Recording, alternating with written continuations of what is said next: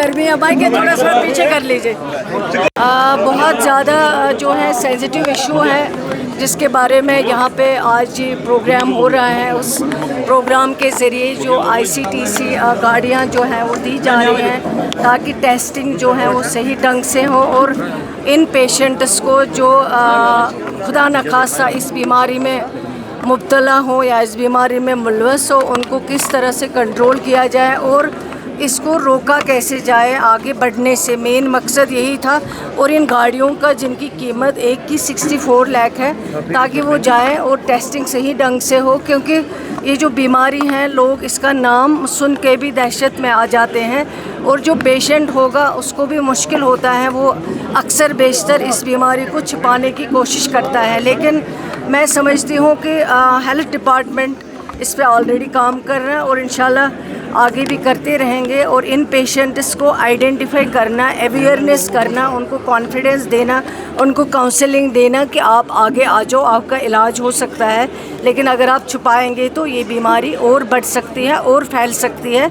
Main मकसद इस programme का आज यही था। कितने केसेस यहाँ पे 0.6% जो है अभी तक जम्मू कश्मीर का 4000 के करीब। लेकिन जिसमें से आपने कहा कि स्टिग्मा एक जुड़ा हुआ है जी, तो उस स्टिग्मा को दूर करने के लिए क्या करना चाहिए और किस तरह की अवेयरनेस जो है वो अमल में लाए? तभी मैं कह रही हूँ कि ऑलरेडी ये जो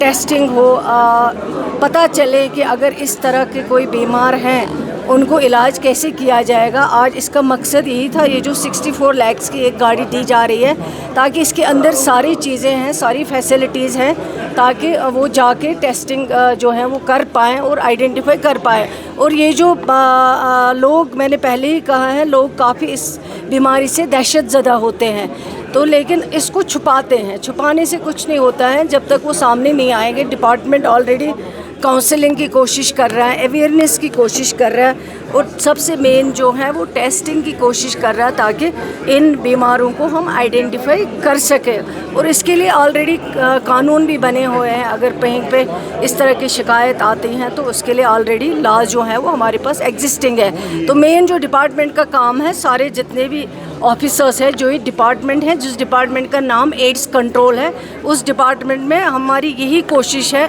कि हम ज़्यादा से ज़्यादा अवेयरनेस दे सके, इसको फैलाने से रोक सके और जहाँ बीमार हैं उनको कॉन्फिडेंस दे, काउंसलिंग दे, वो सामने आके अपना इलाज करा ले।